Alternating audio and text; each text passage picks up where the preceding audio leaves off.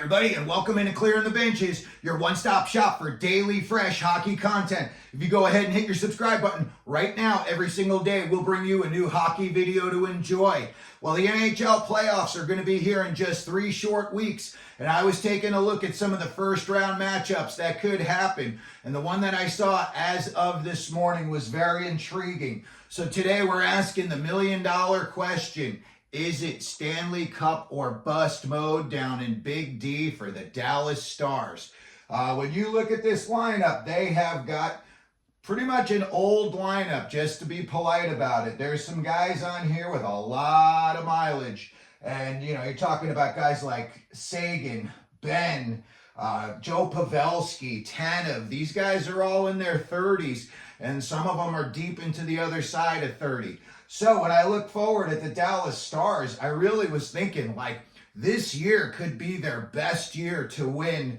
And I think if they don't win this year, I think there's going to be some big-time changes coming. They've got some free agents that are going to be coming off the books. And when I looked over here, you got Pavelski coming off at $3.5 million. You got Duchesne coming off at $3 million. Craig Smith's at $1 million. Tanev's at $1 million. You got Wedgwood, Hakanpää. They're all coming in at $1 million.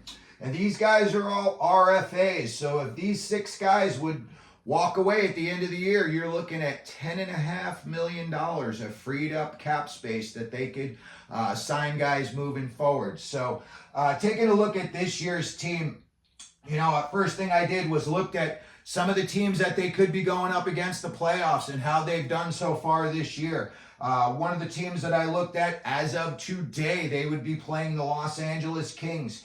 And so far, Dallas is 3-0 this year against the Kings, and they have outscored them mightily by a 13-3 margin. So if the Dallas Stars saw the LA Kings up on their first round matchup, they would probably be licking their chops. Next up, they could also be playing against the Nashville Predators, and they went 2-2 in their games against the Preds this year. And they had some high-scoring games. They outscored the Preds in those 4 games 18-14.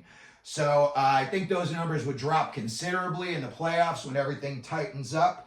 And then if you look even further down the road, you're getting into the Colorado Avalanche. And this year, the Dallas Stars did not do well against Colorado. They're 0-3 so far. They've been outscored 16-8. And I believe they still have 1 game left against Colorado. And then finally, I took a look at them against the Edmonton Oilers, who, in fact, they play this evening. And so far, they are 1-1 against Edmonton. So it looks like the only team that would really, make them scratch their heads if they saw it on their lineup card would be the Colorado Avalanche.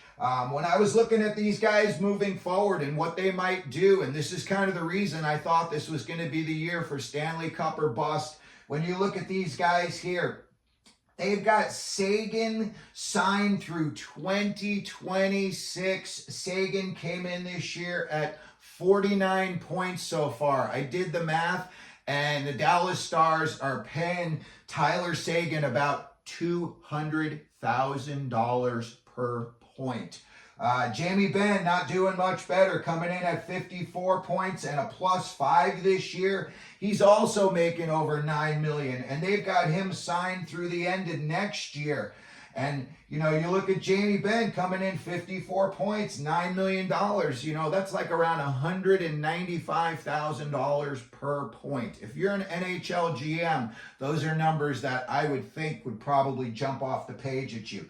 They've got Rupe Hintz signed at $8.4 million through 2028-29, and he's good. He's coming in at a +25. He's got 62 points. Robertson, came out of nowhere last year, and he's proven he is worth it. They are paying him $7.75 million through 2025-26. But this year, again, he's ripping it. He doesn't have the big goal scoring numbers, but he's coming in at 76 points and a +19. That's over a point a game. You look at Mason Marchment. They've got him $4.5 million through 2025-26. So as far as this forward group, unless they were to maybe buy out Seguin or Benn or try to move one of those guys, I think this is going to be the forward group that you're going to be seeing for years to come. When I looked at their other guys that they've got some restricted free agents. They've got two of them, Nils Lundqvist and Thomas Harley. And I think both of them are on ELCs, and I think both of them played well enough. Lundqvist, I don't think it's worked out the way they had hoped for. They gave up a first rounder to the Rangers for him, but he's still young and he could still, grow into the game. So I would think that both of these guys would get bought back. They were only on ELCs, and I think they both played well enough to get a second look.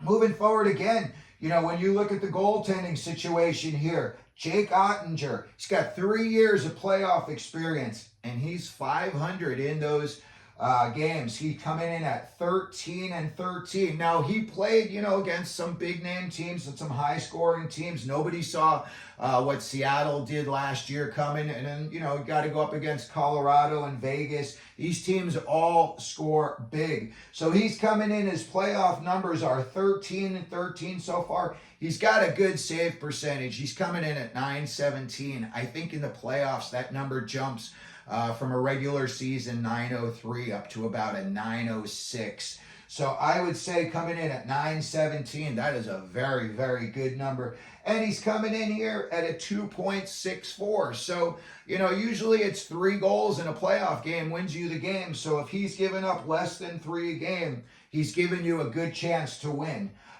When I looked at the kids they've got coming up, obviously, Logan Stankoven has just taken the league by storm. I think he's got 12 points already in just 17 games. You don't want to say that a kid should get like Rookie of the Year consideration, but this kid should at least get a vote from somebody. If you add those numbers up over an 80-game season, he's doing pretty well. And again, he's just a kid. He's maybe like 19 years old. And to be able to step into the NHL and play with the poise that this kid is playing with, I'll tell you what, they have a bright future down in Dallas with Stankoven.